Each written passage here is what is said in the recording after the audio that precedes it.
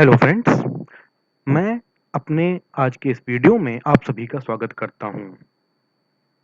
हम अपने आज के इस वीडियो में समसामयिक गतिविधियों के ऊपर चर्चा करेंगे अर्थात करंट अफेयर्स के उन प्रश्नों के ऊपर चर्चा करेंगे, उन गतिविधियों के ऊपर चर्चा करेंगे जो जून 2022 में घटित हुई हैं और जो कॉम्पिटिशन्स के दृष्टिकोण से, उसके पॉइंट ऑफ व्यू से इम्पोर्टेंट हैं। ठीक? तो अगर हम इसको क्या कहते हैं यहाँ पर पार्ट 9 की जगह पर जून 2022 की गतिविधियों से जुड़ा हुआ इसको बोलें इस अपने वीडियो को तो गलत नहीं होगा। ठीक? अपने वीडियो में आगे बढ़ें उसके पहले अगर अभी तक आपने हमारे चैनल को सब्सक्राइब नहीं किया है तो करें, हमारे वीडियोस को देखें, उन्हें लाइक करें, ज़्यादा से ज़्यादा लोगों के साथ में उसको शेयर करें और अपने ऑब्जर्वेशंस कमेंट सेक्शन में लिख कर के हमको ज़रूर बताएँ और हमको ये भी बताएँ कि हम अपने वीडियोस को इम्प्रूव करने के लिए और क्या-क्या कर सकते हैं। तो आते हैं आज के अपने इस वीडियो के ऊपर जिसमें हम जून 2022 में हुई कुछ प्रमुख गतिविधियों के ऊपर प्रश्नात्मक तौर पर चर्चा करने वाले हैं। तो अपने वीडियो में पहले उस प्रश्न को टेक अप करते हैं जिसको हमने अपने पिछले वीडियो में आपसे पूछा था और वो प्रश्न था कि विश्व थैलेसीमिया दिवस कब मनाया जाता है? और इसका जवाब कई लोगों ने हमको लिख करके भेजा। मैं उन सबका शुक्रिया अदा करना चाहता हूँ, उनको धन्यवाद देना चाहता हूँ। इसका पहला ऑप्शन है ऑप्शन ए 5 मई, ऑप्शन बी 8 मई, ऑप्शन सी 9 मई या ऑप्शन डी 10 मई। तो सबसे पहले तो हम इस चीज़ के बारे में समझ लें कि थैलेसीमिया एक रक्त संबंधित बीमारी है, ठीक? और ये जो दिवस है, लोगों को उसी बीमारी के बारे में जागरूक करने के उद्देश्य से मनाया जाता है और ये एक तरीके की आनुवांशिक जेनेटिक जिसको हम लोग कहते हैं आनुवांशिक बीमारी है, जो माता-पिता से उनके बच्चों में आ जाती है और इसकी पहचान भी बच्चों में 3 महीने के बाद हो पाती है, ठीक? और इस दिवस को हम प्रतिवर्ष 8 मई को मनाते हैं, जो यहाँ पर हमारा ऑप्शन बी है, 8 मई, ठीक? तो सबसे पहले तो हम ये इसकी थोड़ा इतिहास के बारे में भी जान लें, तो हमको ये पता पड़ता है कि एक फाउंडेशन है थैलेसीमिया इंटरनेशनल फाउंडेशन, ठीक?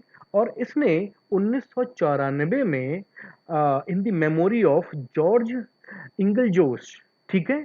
जो बेटे थे पॉल इंगलजोश के, ठीक है ना? In the memory of George Inglejosh who was son of Paul Inglejosh, ठीक है? उनकी वजह से ये जो फेडरेशन था उसने 1994 में इस दिवस की स्थापना की थी और जो पॉल इंगलजोश थे वो इस फेडरेशन थे उसके चेयरमैन थे, ठीक? जिन्होंने इस दिवस को शुरू करने में एक महत्वपूर्ण भूमिका अदा की। इस वर्ष सन 2022 में जब ये दिवस मनाया गया तो उसकी थीम थी be aware, share, care, working with global community,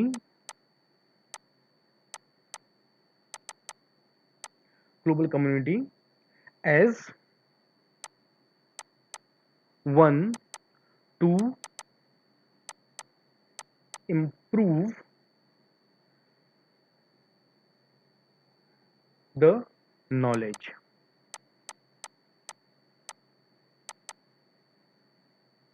ठीक?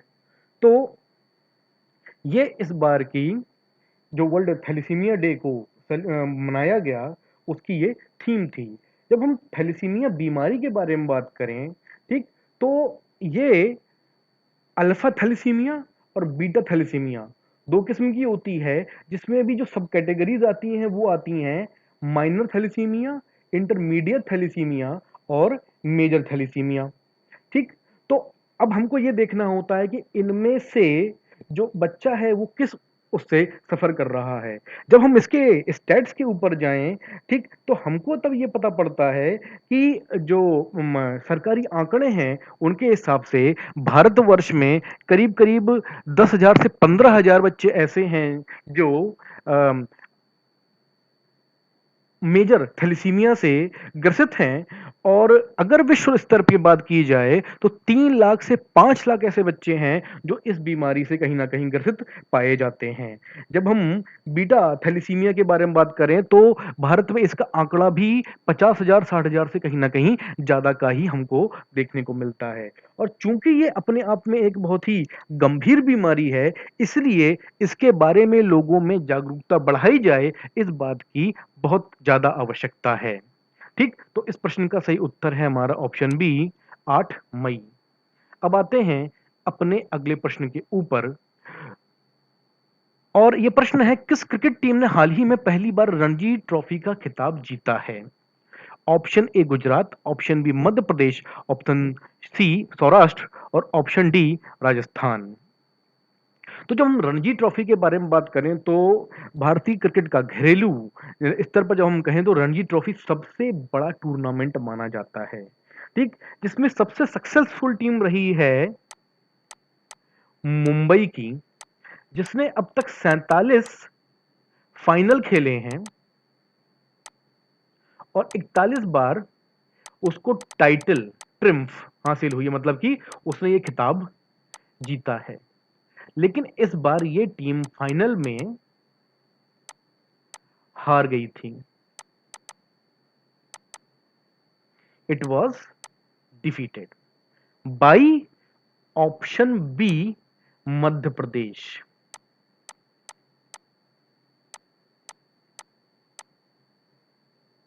ठीक। तो जब हम मध्य प्रदेश की टीम के बारे में बात करें तो रणजी ट्रॉफी का जो इतिहास है वो 87 साल पुराना है, 87 ईयर्स।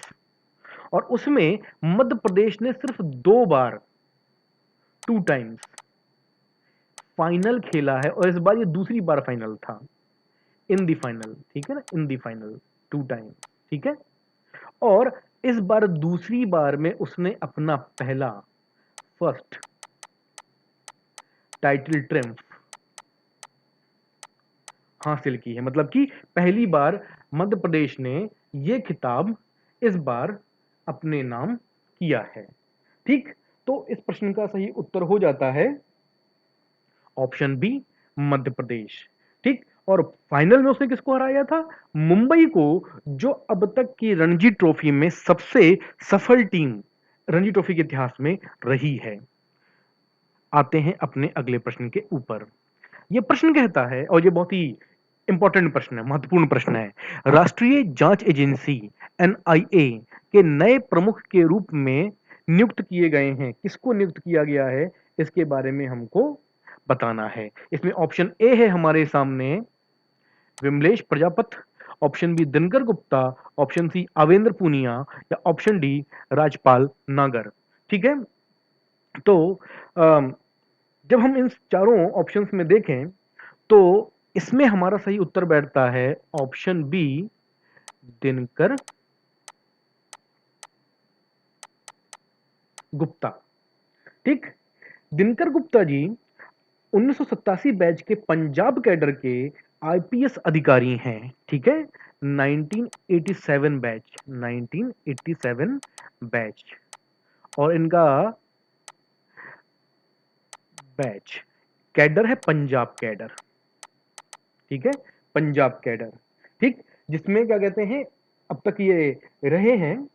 और देखा जाए तो उन्होंने एज डीजीपी ऑफ पंजाब सन 2019 से अक्टूबर 2021 तक इस पद के ऊपर काम किया था। और उसके बाद उनको पंजाब पुलिस हाउसिंग बोर्ड का चेयरमैन बना दिया गया था। ठीक है। अब उसके बाद जब हम एनआईए के बारे में बात करें तो सीआरपीएफ के जो महानिदेशक थे श्री कुलदीप सिंह जी, उनको वाईसी मोदी के रिटायरमेंट के बाद पिछले साल एनआईए के प्रमुख के रूप में अतिरिक्त प्रभार दिया गया था। अब उसी जगह पर इस साल श्री दिनकर गुप्ता जी की नियुक्ति हुई है, जो इस पद के ऊपर 31 मार्च 2024 तक रहेंगे। ठीक, तो इस प्रश्न का सही उत्तर हो जाता है ऑप्शन बी, दिनकर गुप्ता। अब आते हैं अपने अगले प्रश्न के ऊपर। अब यह प्रश्न कहता है हमारा, किस देश से संबंधित महिला क्रिकेटर रूमेली धर ने अंतरराष्ट्रीय क्रिकेट से संन्यास लिया है? Option A Bangladesh, option B England, option C Bharat या ऑप्शन डी पाकिस्तान। तो इस प्रश्न का सही उत्तर है हमारा ऑप्शन सी, भारत। ठीक, रूमेली धर इंडियन क्रिकेट टीम के लिए, भारतीय महिला क्रिकेट टीम की स्टार प्लेयर रही हैं। ठीक, और उन्होंने इस साल 38 साल की उम्र में इंटरनेशनल क्रिकेट से, अंतरराष्ट्रीय क्रिकेट से संन्यास लेने का फैसला कर लिया है। रूमेली ने अपना डेब्यू सन 2003 में इंग्लैंड के खिलाफ एक वनडे मैच के साथ किया था, अगेंस्ट इंग्लैंड। ठीक है, और उन्होंने सन 2018 में ऑस्ट्रेलिया के अगेंस्ट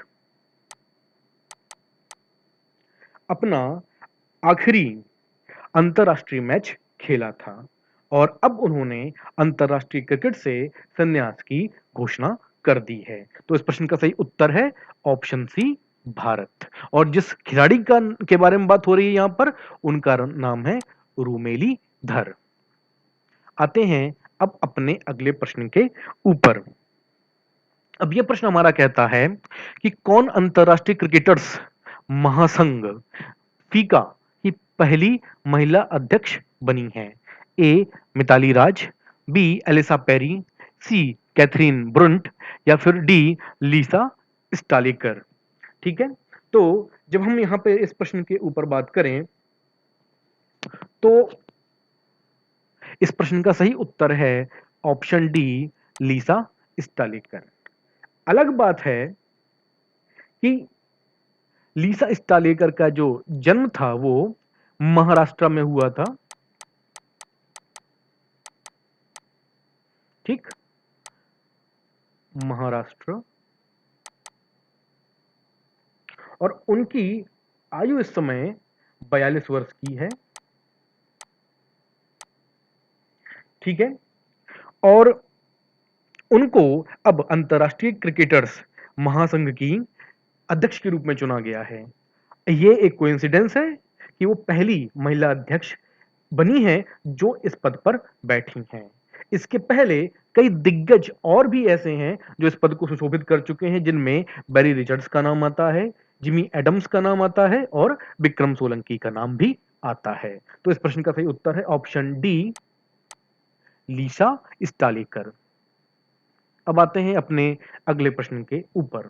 यह प्रश्न कहता है कि प्रतिवर्ष अंतरराष्ट्रीय विधवा दिवस, इंटरनेशनल विडोज डे, किस तारीख को मनाया जाता है? ऑप्शन ए 20 जून, ऑप्शन बी 22 जून, ऑप्शन सी 23 जून या ऑप्शन डी 24 जून। ठीक, तो जब हम इस प्रश्न के ऊपर बात करें और इसकी थोड़ा सा गहराई में जाने की कोशिश करें तो सबसे पहले ये बिल सन 2010 में यूएन की असेंबली में इंट्रोड्यूस किया गया था, और उसके भी पहले यूएन असेंबली में ये इंट्रोड्यूस हुआ 2010 में, और उसके पहले 2005 में। एक फाउंडेशन है लुम्बा फाउंडेशन।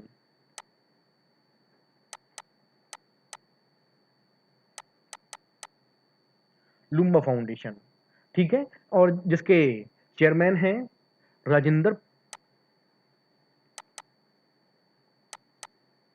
पॉल लुम्बा।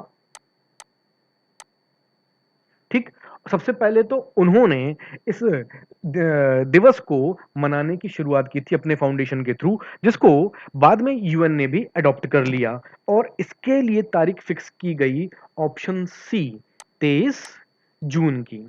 ठीक। और 23 जून का कहीं ना कहीं एक इमोशनल कनेक्शन इस जो फाउंडर थे उनके साथ में ये था कि 1954 में इसी दिन उनकी माँ विधवा हुई थी, मतलब कि उनके पिता का देहांत हुआ था। तो इस प्रश्न का सही उत्तर है ऑप्शन सी 23 जून। और इस दिवस को मनाने के पीछे जो कहना चाहिए उद्देश्य है वो ये कि लोगों को विधवाओं की समस्या के बारे में जागरूक बनाया जाए कि उनको क्या-क्या दिक्कतें आती हैं जब उनके पति की डेथ हो जाती है, जब उनके हस्बैंड की डेथ हो जाती है। इस वर्ष जब ये दिवस मनाया गया, इस वर्ष जब ये दिवस मनाया गया तो इसकी थीम थी invisible women, invisible problems.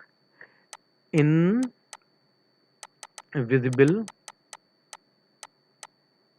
Women, invisible problems, अर्थात अदृश्य महिला, अदृश्य समस्याएं। ये इसकी थीम इस साल रखी गई थी। और इस प्रश्न का सही उत्तर है ऑप्शन सी 23 जून, जिसको हमको अपने ध्यान में रखना है। आते हैं अब अपने अगले प्रश्न के ऊपर। यह प्रश्न कहता है किन दो शहरों के बीच भारत गौरव योजना के तहत देश की पहली प्राइवेट ट्रेन संचालित की गई है। ऑप्शन ए मथुरा से रायपुर, ऑप्शन बी कोयम्बटूर से शिरडी, ऑप्शन सी अयोध्या से जयपुर या ऑप्शन डी भोपाल से मुंबई।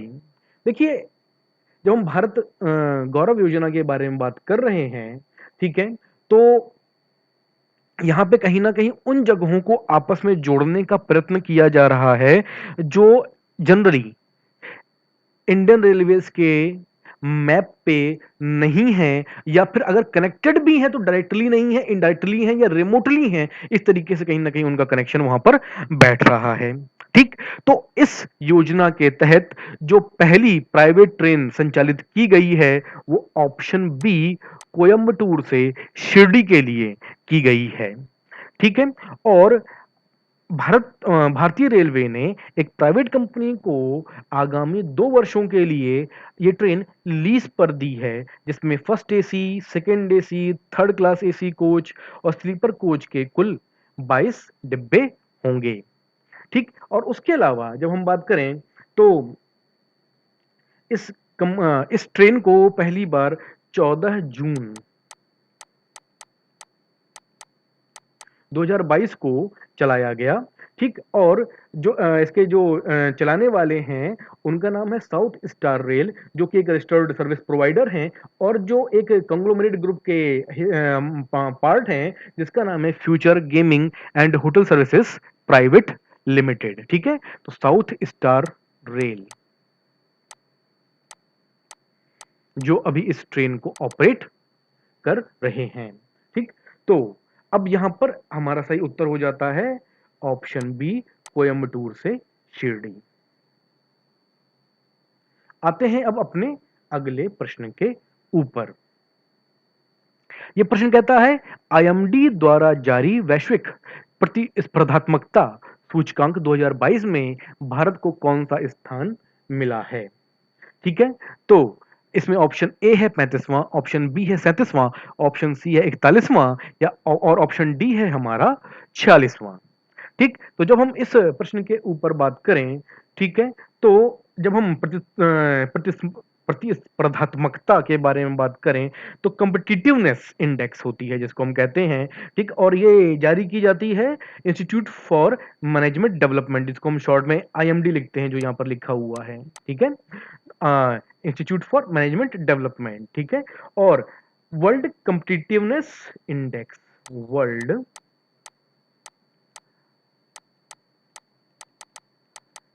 Competitiveness index 2022। ठीक है। और इसमें भारत को इस वर्ष 37वां स्थान मिला है, जो हमारा है ऑप्शन बी। ठीक। पिछले साल इसी रैंकिंग में, इसी इंडेक्स में भारत को 43वां 43rd स्थान प्राप्त हुआ था। और पिछली बार के कंपैरिजन में भारत ने इस साल 6 स्थानों की छलांग लगाई है और वो इस बार 37वें स्थान पर आ गया है। अब आते हैं अपने अगले प्रश्न के ऊपर। यह प्रश्न कहता है, कौन भारतीय व्यक्ति अमेरिकन टेलीकॉम कंपनी वेरिजॉन के नए सीईओ बने हैं? इसको थोड़ा सा और अगर क्लियर कर दें, सीईओ बिजनेस, ठीक है ना। और इसका हमारे ऑप्शन है, ए नितेश्वर खन्ना, बी सोम नारायण संपत, सी अतुल माहेश्वरी और डी दीप दयाल चावला। ठीक है, तो जब हम बात करें कि इस प्रश्न का सही उत्तर होता है ऑप्शन बी, सौम्य नारायण संपत। ठीक है, वो भारतीय मूल के हैं। ठीक, और उनको वेरिजॉन टेलीकॉम कंपनी है उसके सीईओ बिजनेस के तौर पर अपॉइंट किया गया है। ठीक है, और देखा जाए तो जैसे सीईओस के बारे में बात करें तो गूगल, माइक्रोसॉफ्ट, ट्विटर, इन जो जितनी भी दिग्गज कंपनियां हैं आईटी सेक्टर की, उनके सीईओ भारतीय हैं। तो कहीं ना कहीं एक भारतीय होने के नाते ये भी एक गौरव करने की बात है कि एक और भारतीय को एक कहना चाहिए बड़ा ओहदा एक बड़ी कंपनी में मिला है। ठीक, सोमनारायण संपत रिप्लेस करेंगे टॉमी इरविन को।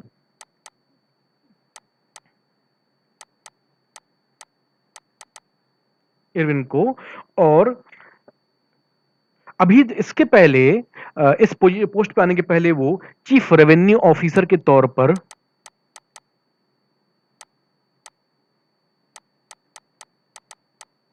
काम कर रहे थे और इस कंपनी से सन 2014 से जुड़े हुए थे। वैसे हम बता दें कि वेरिजॉन जो टेलीकॉम कंपनी है उसके चेयरमैन और सीईओ का नाम है हंस वेस्टबर्ग। ठीक, जिनको अब सोमनारायण संपत डायरेक्टली रिपोर्ट करेंगे। और इस प्रश्न का सही उत्तर होता है हमारा ऑप्शन बी, सोमनारायण संपत। अब आते हैं अपने अगले प्रश्न के ऊपर। यह प्रश्न कहता है, ऑस्ट्रेलिया के तट पर दुनिया का सबसे बड़ा पौधा 180 किलोमीटर खोजा गया है, जिसका नाम है ऑप्शन ए एलिजो दादेस सिनिफेरा, option B Posidonia australis, option C लूसेकरा पेटिपोटियम, ऑप्शन डी ऑर्थोपेडिक ऑस्ट्रेलियस।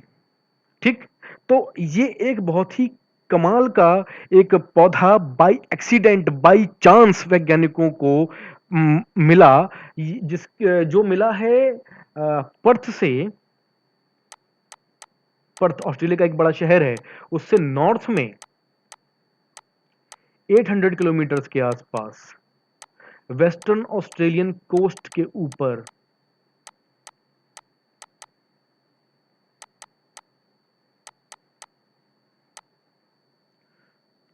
ठीक, और बाय एक्सीडेंट ये भी हम बता दें। ठीक है, और इस प्रश्न का सही उत्तर है हमारा ऑप्शन बी पोसिडोनिया ऑस्ट्रेलियस। ठीक है, जिसको हम दूसरे शब्दों में या क्या कहते हैं दूसरी लैंग्वेज में बोलते हैं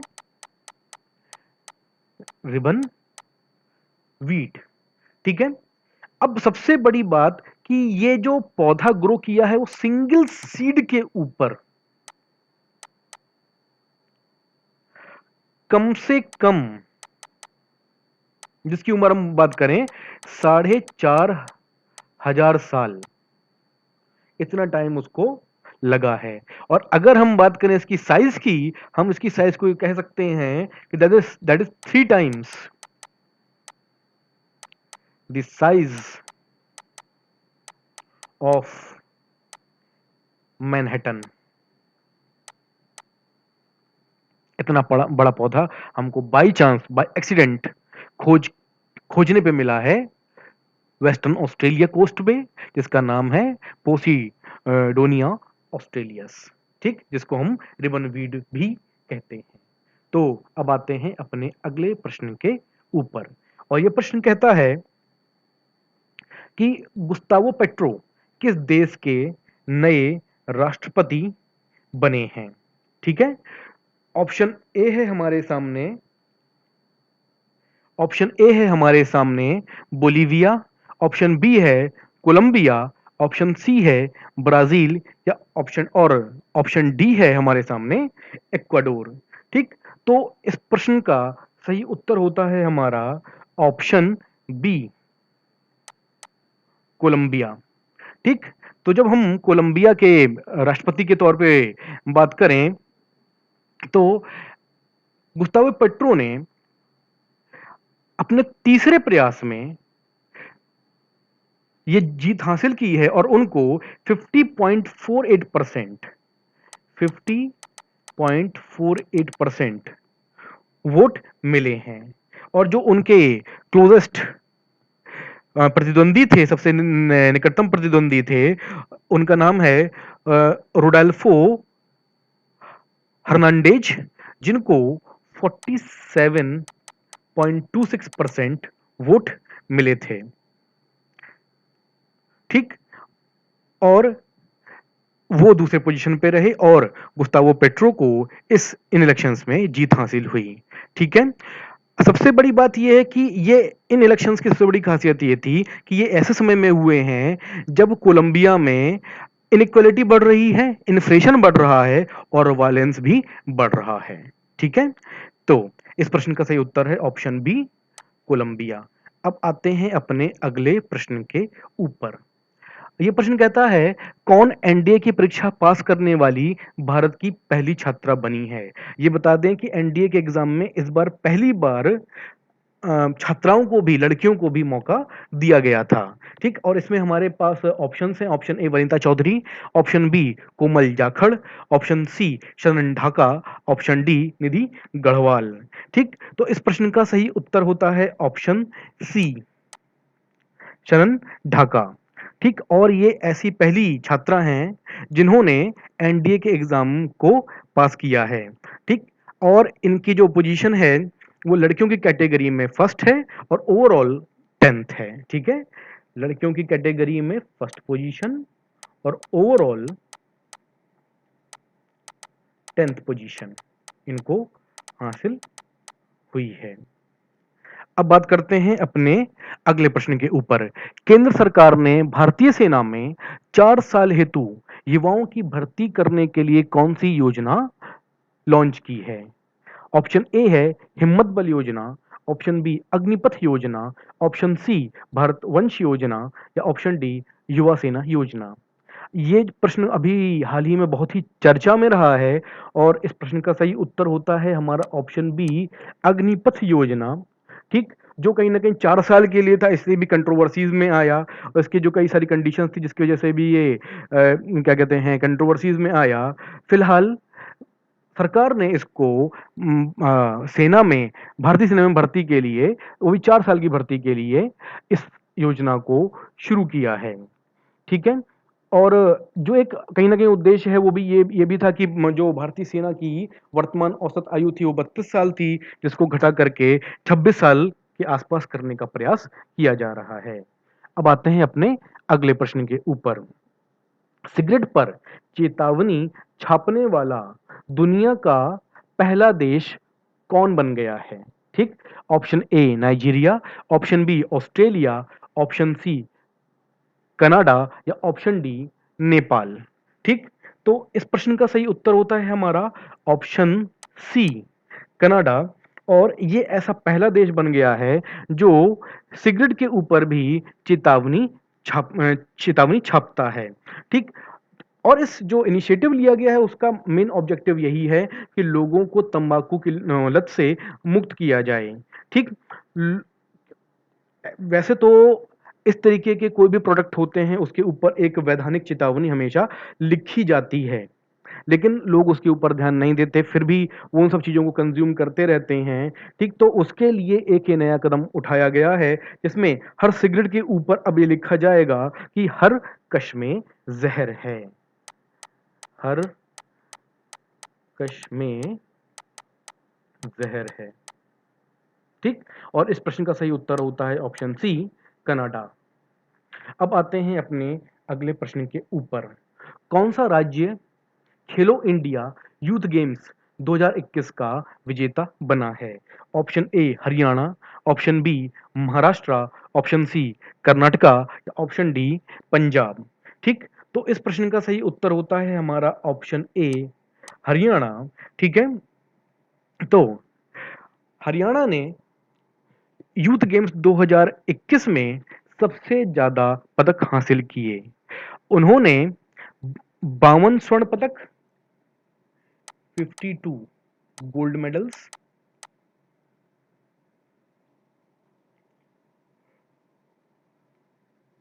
इनको इंक्लूड करके 137 मेडल्स, मतलब कि कुल मिलाकर के 137 पदक हासिल किए। दूसरे नंबर पे रहा ऑप्शन बी महाराष्ट्र। महाराष्ट्र को मिले 47 गोल्ड मेडल्स। ठीक, और उसकी टोटल मेडल टैली रही 125 मेडल्स।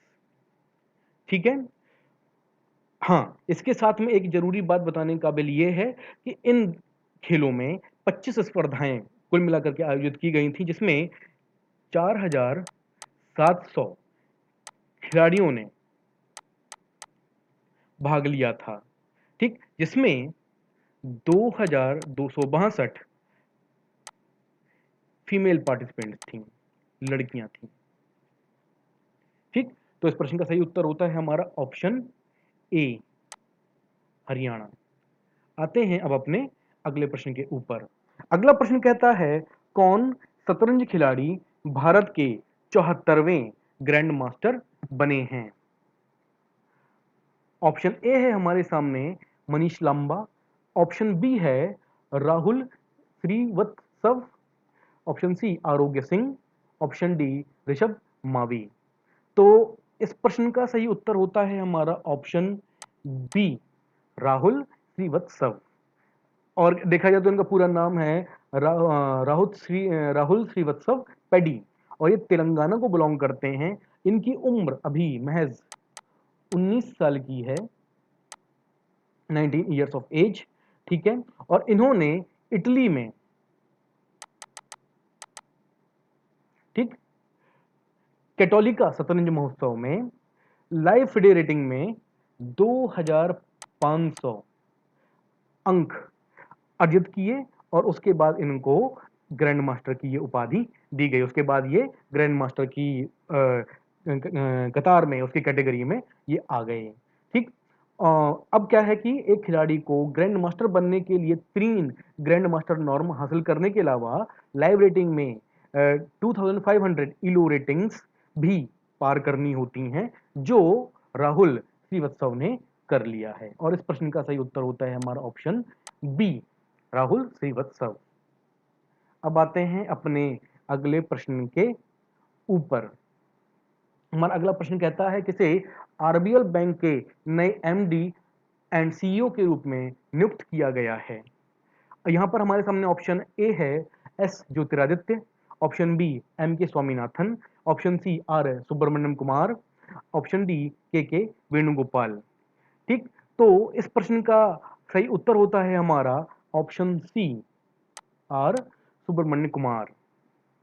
ठीक है, और आरबीएल के बारे में सब जानते हैं कि वो प्राइवेट सेक्टर बैंक की एक बहुत बड़ी बैंक है, और इसके ही एक अनुभवी बैंकर हैं आर सुब्रमण्य कुमार, जिनको आने वाले 3 वर्षों के लिए नया प्रबंध निदेशक, मतलब कि एमडी, और मुख्य कार्यकारी अधिकारी अर्थात की सीईओ नियुक्त किया गया है। सुब्रमण्य कुमार इस पद पे विश्ववीर आहूजा का स्थान लेंगे। विश्ववीर आहूजा इनका स्थान लेंगे,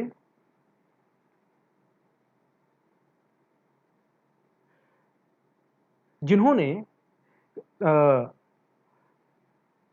अपने पद से 6 महीने के बाद किसी बैंक के इंटरफेरेंस की वजह से रिजाइन कर दिया था, इस्तीफा दे दिया था।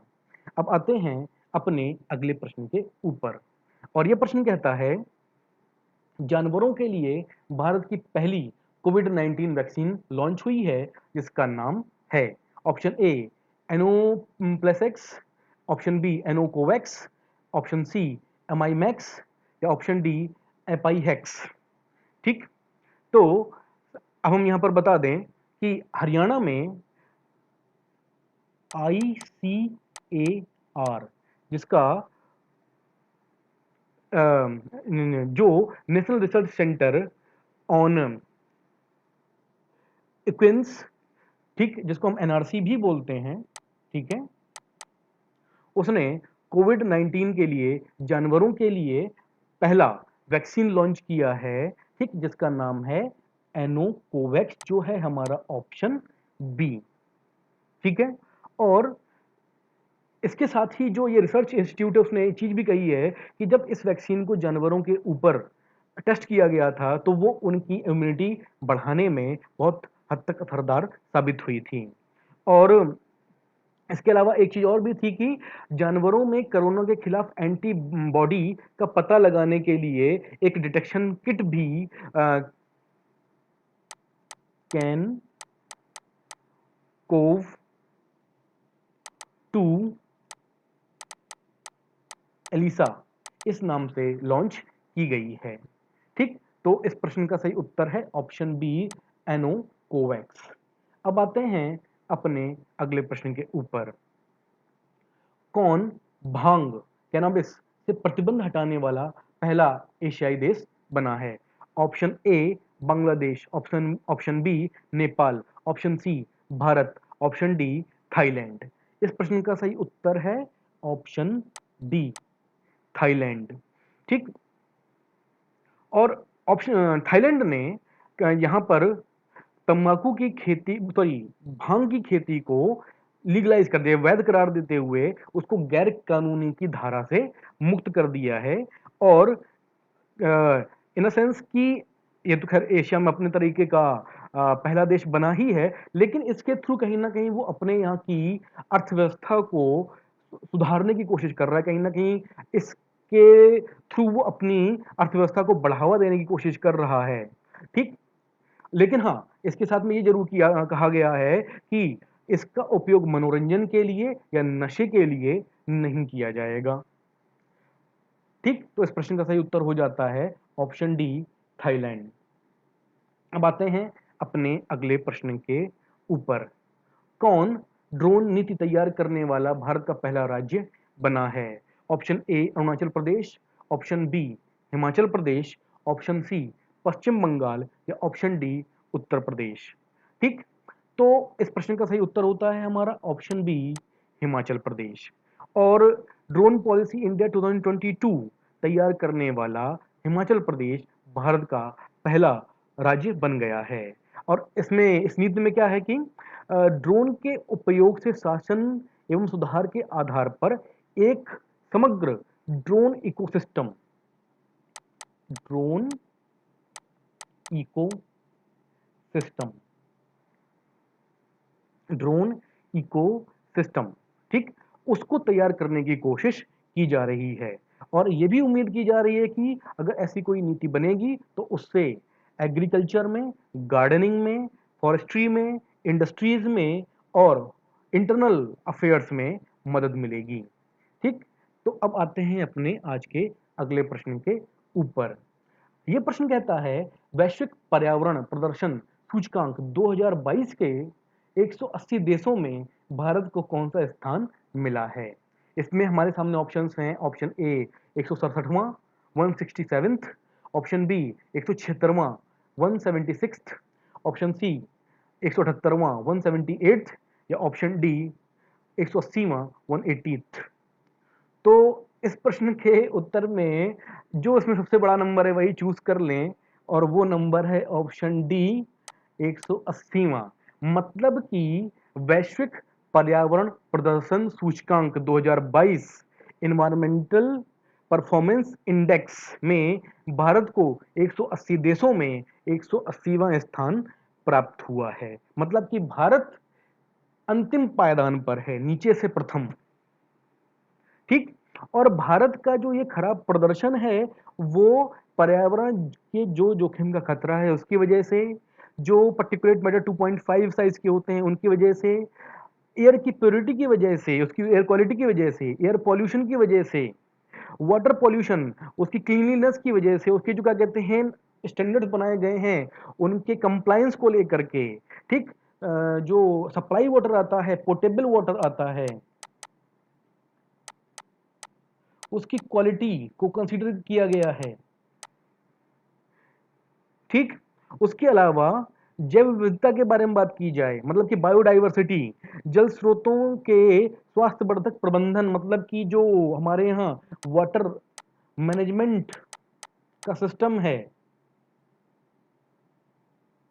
उसको कंसीडर किया गया है, कूड़े के निष्पादन मतलब कि सॉलिड वेस्ट मैनेजमेंट,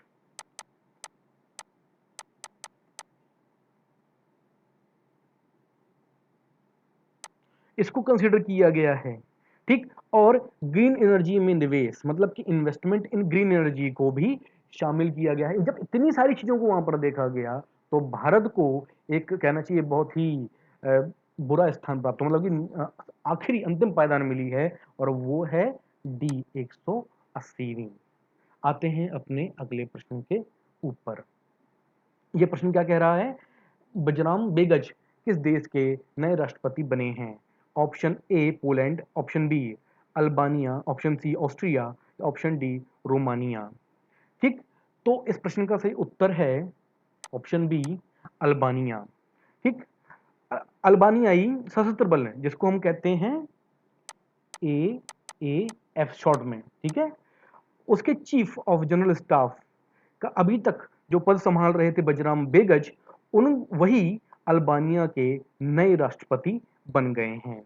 ठीक, वहां के संविधान के अनुसार पहले 3 राउंड में एक प्रस्तावित उम्मीदवार को राष्ट्रपति के रूप में चुनने के लिए और चौथे और पांचवें राउंड में 71 वोटों के पक्ष में कुल 84 वोटों की आवश्यकता होती है, मतलब कि 184 वोट्स, ठीक, जो कहीं ना कहीं बजराम बेगच को हासिल हुए और वो अल्बानिया के राष्ट्रपति चुन लिए गए, अल्बानिया के राष्ट्रपति बन गए। तो इस प्रश्न का सही उत्तर होता है option B Albania.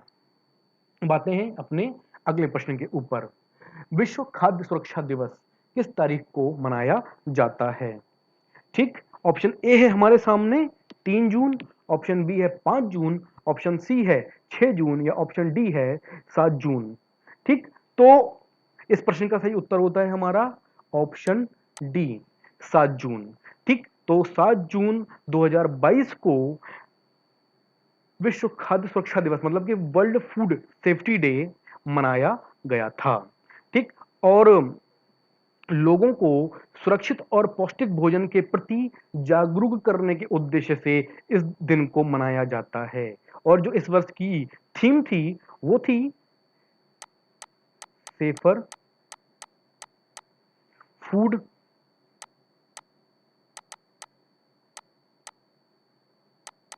Better health, अर्थात कि सुरक्षित भोजन बेहतर स्वास्थ्य। ठीक, और इस दिन को हर वर्ष की तरीके से इस बार भी 7 जून को मनाया गया था। आते हैं अपने अगले प्रश्न के ऊपर और यह प्रश्न कह रहा है विश्व बाल श्रम निषेध दिवस world day against child labour कब मनाया जाता है? ठीक, चाइल्ड लेबर को रोकने का काम। ठीक है, इसके ऑप्शन है हमारे सामने 11 जून, ऑप्शन बी 12 जून, ऑप्शन सी 13 जून, ऑप्शन डी 14 जून। तो इस प्रश्न का सही उत्तर है ऑप्शन बी 12 जून। इस वर्ष 12 जून 2022 को दुनिया भर में विश्व बाल श्रम निषेध दिवस मनाया गया था। ठीक, और इस दिवस को मनाने के पीछे ये तो खैर चाइल्ड लेबर के अगेंस्ट लोगों को जागरूक करना, ये सब उद्देश्य तो है ही, लेकिन उसके पहले एक चीज हम पहले समझ लें कि वो सभी बच्चे जो 14 वर्ष से कम आयु के हैं उनको बालक माना जाता है और उनसे अगर श्रम कराया जाता है तो उसको हम बाल श्रम कहते हैं। ठीक, जो अपराध है, जो गलत है, ठीक, जिसके विरुद्ध कानून बने हुए हैं। ठीक, कोशिश ये की जाती है कि ऐसे बच्चों को शिक्षा दिलाई जाए, उनको आगे बढ़ने के लिए और जागरूक बनाया जाए। ठीक।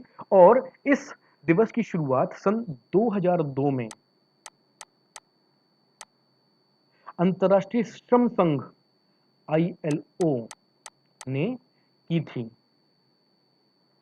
अब आते हैं अपने अगले प्रश्न के ऊपर। ये प्रश्न कह रहा है आईफा अवार्ड 2022 में किसे बेस्ट एक्टर का अवार्ड मिला है? Option A Pankaj Tripathi, option B Varun Dhawan, option C Vicky Kaushal, option D Aamir Khan. जब हम बात करें आईफा, तो ये अंतर्राष्ट्रीय भारतीय फिल्म अकादमी, ठीक, उसके द्वारा ये पुरस्कार दिए जाते हैं, जो तकरीबन हर वर्ष ही दिए जाते हैं। अगर कोई और दिक्कत नहीं है तो हर वर्ष ही ये होते हैं। और फिल्मों से जुड़ी हुई विभिन्न क्षेत्रों में उत्कृष्टता के लिए ये पुरस्कार दिए जाते हैं। तो जब हम बात करें बेस्ट एक्टर का अवार्ड, तो वो दिया गया था ऑप्शन सी विकी कौशल को फिल्म ऊधम सिंह के लिए। ठीक है। उसके अलावा बेस्ट एक्ट्रेस का अवार्ड दिया गया था कृति सेनन को। ठीक है। और ये चीज और जानने काबिल है कि इस साल आईफा का 22वां एडिशन था। आते हैं हम अपने अगले प्रश्न के ऊपर। अगला प्रश्न कह रहा है किस टेनिस खिलाड़ी ने फ्रेंच ओपन 2022 में पुरुष एकल का खिताब जीता है? ठीक। Option A Casper Ruud, option B Novak Djokovic, option C Rafael Nadal, option D Daniil Medvedev. ठीक। तो भाई एक ही समय क्या कहते हैं चर्चा में है जनाब, जो लगातार रिकॉर्ड पे रिकॉर्ड बनाए जा रहे हैं, कीर्तिमान पे कीर्तिमान स्थापित किए जा रहे हैं। Option C Rafael Nadal.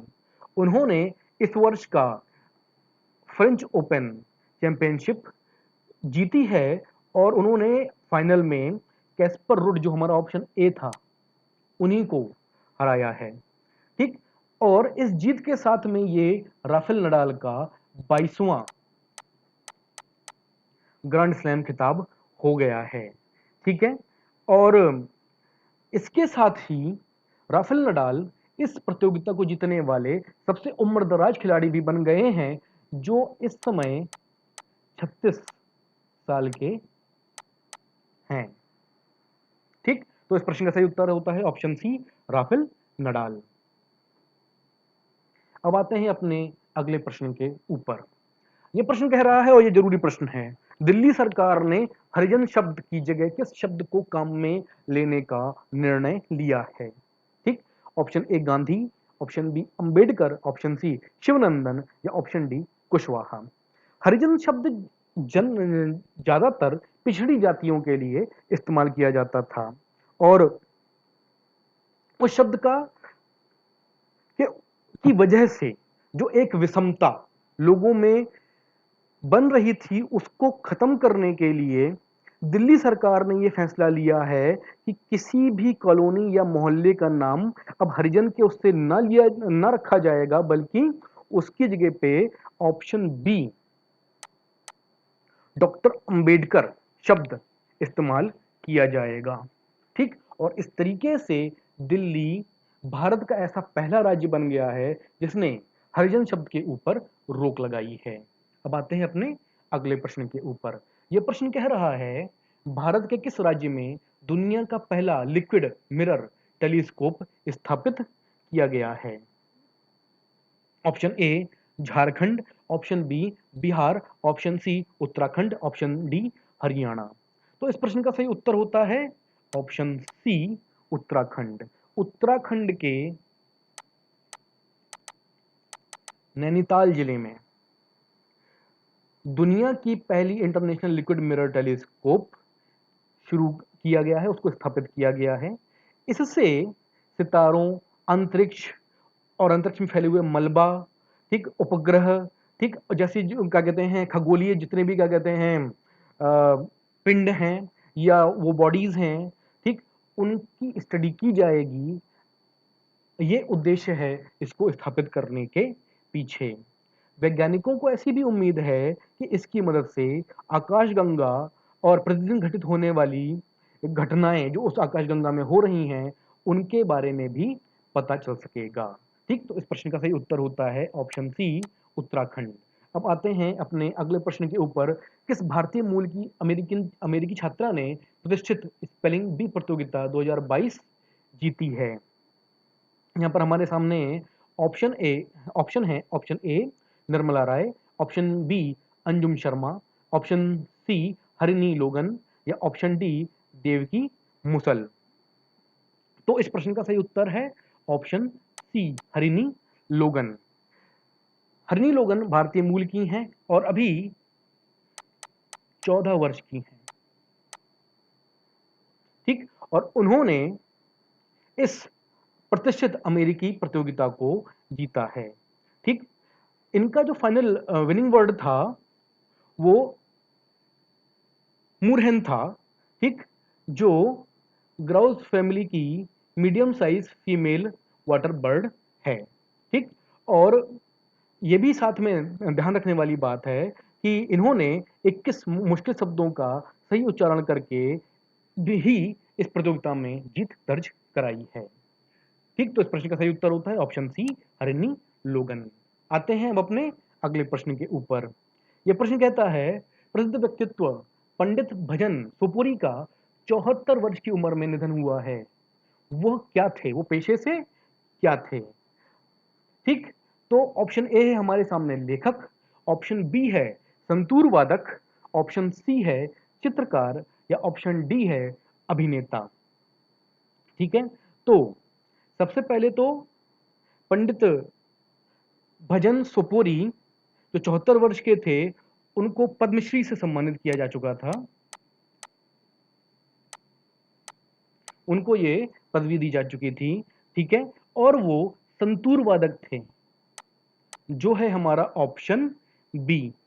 ठीक है, और जो बात यहाँ पर बताने काबिल है वो ये कि वो हमारे देश के इकलौते क्लासिकल म्यूजिशियन हैं जिन्होंने संस्कृत, अरबी समेत देश की लगभग हर भाषा में करीब 4000 से अधिक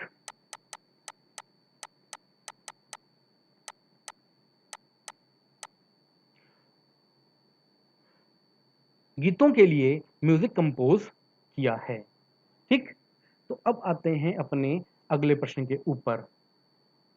फेसबुक की पेरेंट कंपनी मेटा के नए मुख्य परिचालन अधिकारी अर्थात सीईओ किसको नियुक्त किया गया है? ऑप्शन ए अल्बर्ट किंजोज, option B Joy Meredith, option C Mike Bright, option D Javier Olivan. ठीक, तो इस प्रश्न का सही उत्तर होता है ऑप्शन डी जेवियर ओलिवन। ठीक है, सो जेवियर ओलिवन पहले इस पद पर पिछले 14 वर्ष से फेसबुक के साथ जुड़ी सिरिल सैंडबर्ग का स्थान लेने वाले हैं, जो अभी तक इस पद के ऊपर 14 साल से थे। ठीक है, और ये भी ध्यान रहे कि जेवियर ओलिवन ने 2007 में फेसबुक को ज्वाइन किया था। अब आते हैं अपने अगले प्रश्न के ऊपर। यह प्रश्न है, किस शहर में भारत के पहले नैनो लिक्विड यूरिया प्लांट का उद्घाटन किया गया है? ऑप्शन ए है जोधपुर राजस्थान, ऑप्शन बी है नासिक महाराष्ट्र, ऑप्शन सी है गांधीनगर गुजरात, ऑप्शन डी है झज्जर हरियाणा। तो इस प्रश्न का सही उत्तर होता है हमारा ऑप्शन सी, गांधीनगर गुजरात। और ये जो प्लांट यूरिया का लगाया गया है, उसका उद्घाटन स्वयं प्रधानमंत्री श्री नरेंद्र मोदी जी ने किया था। ठीक, इस nano liquid urea plant 175 crore रुपए में बना हुआ है। इसकी जो इसके ऊपर लागत आई 175 करोड़ रुपए की है, और इसकी क्षमता एक 1.5 लाख बॉटल प्रतिदिन की है, और 1.5 लाख बॉटल आधा लीटर वाली। ठीक, उसकी क्षमता इतने की है, और इस प्रकार ऐसे 8 और प्लांट पूरे देश में लगाए जाने की योजना है। ठीक, जो किसानों की बहुत मदद करने वाले हैं, जैसा अंदाजा लगाया जा रहा है। आते हैं अब अपने अगले प्रश्न के ऊपर। यह प्रश्न कहता है, किस बॉलीवुड अभिनेता को फ्रेंच रिवेरा फिल्म फेस्टिवल में एक्सीलेंस इन सिनेमा अवार्ड मिला है? Option A Akshay Kumar, option B Nawazuddin Siddiqui, option C Amitabh Bachchan या ऑप्शन डी वरुण धवन। तो इस प्रश्न का सही उत्तर होता है ऑप्शन बी नवाजुद्दीन सिद्दीकी। ठीक, पहले तो ये बता दें कि पहली बार ऐसा नहीं हुआ है कि नवाजुद्दीन सिद्दीकी को ऐसा कोई अवार्ड मिला हुआ है। इससे पहले उन्हें भारत की तरफ से कांस फिल्म फेस्टिवल में अवार्ड उनको अवार्ड मिला था, ठीक है, और उनको उस डेलीगेट्स में भी शामिल किया गया था। इसमें कोई दो राय नहीं है कि नवाजुद्दीन सिद्दीकी आज की तारीख में भारत के सबसे टैलेंटेड एक्टर्स में से एक हैं और उनको अगर ये अवार्ड मिला है तो इसमें कोई आश्चर्य की भी बात नहीं है। ठीक, तो इस प्रश्न का सही उत्तर होता है ऑप्शन बी नवाजुद्दीन सिद्दीकी। अब आते हैं अपने अगले प्रश्न के ऊपर। कौन बुकर बुकर पुरस्कार जीतने वाली पहली भारतीय लेखिका बनी हैं? ऑप्शन ए है हमारे सामने अस्मिता आप्टे, ऑप्शन बी है अनीता झा, ऑप्शन सी है दिव्या चौहान और ऑप्शन डी है गीतांजलि श्री। ठीक, तो इस प्रश्न का सही उत्तर होता है ऑप्शन डी गीतांजलि श्री। भारतीय लेखिका हैं, ठीक, गीतांजलि श्री, ठीक, और अमेरिकी अनुवादक हैं डेजी रॉकवेल, ठीक, उनको टॉम ऑफ स्टैंड के लिए अंतर्राष्ट्रीय बुकर पुरस्कार से सम्मानित किया गया है। ठीक, गीतांजलि श्री ये पुरस्कार जीतने वाली पहली भारतीय लेखिका बन गई हैं। ठीक, फर्स्ट फीमेल राइटर।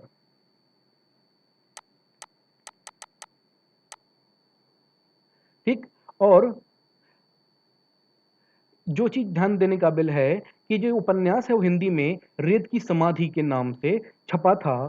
ठीक, और इसे अमेरिकन ट्रांसलेटर डेजी रॉकवेल ने अंग्रेजी में ट्रांसलेट किया था।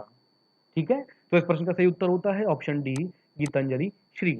अब आते हैं अपने अगले प्रश्न के ऊपर। ये प्रश्न कहता है कि WEF द्वारा जारी travel and tourism development index 2021 में भारत को कौन सा स्थान मिला है? ठीक है, तो जब हम बात करें वैश्विक यात्रा और पर्यावरण विकास सूचकांक, ठीक है, जो 2021 में जारी की गई थी, इसके जो ऑप्शन है हमारे सामने, ऑप्शन ए 43वां, ऑप्शन बी 49वां, ऑप्शन सी 54वां या ऑप्शन डी 59वां। ठीक, तो ये जो इंडेक्स जारी किया गया, रेटिंग जारी की गई है, उसके हिसाब से भारत को ऑप्शन सी 54वां स्थान प्राप्त हुआ है। ठीक, और ये जो रेटिंग्स हैं वो हर 2 साल में जारी की जाती हैं और जो पहले 117 देश हैं वहाँ पर पर्यटन और यात्रा को बढ़ावा देने के लिए इस इंडेक्स को बनाया जाता है और लोगों को उसके बारे में बताया जाता है। तो इस प्रश्न का सही उत्तर होता है ऑप्शन सी 54 54वां। अब आते हैं अपने अगले प्रश्न के ऊपर। ये प्रश्न कह रहा है कौन प्रथम महिला भारतीय आर्मी में कॉम्बैट एविएटर के रूप में शामिल हुई है? Option A Anita Khanna, option B Neelam Phogat, option C Sushma Kartik, option D Abhilasha Barak. तो इस प्रश्न का सही उत्तर है ऑप्शन डी अभिलाषा बराक। ठीक है, अभिलाषा बराक पहली महिला अधिकारी हैं जो भारतीय सेना को आर्मी एविएशन कॉर्प्स में मिली हैं।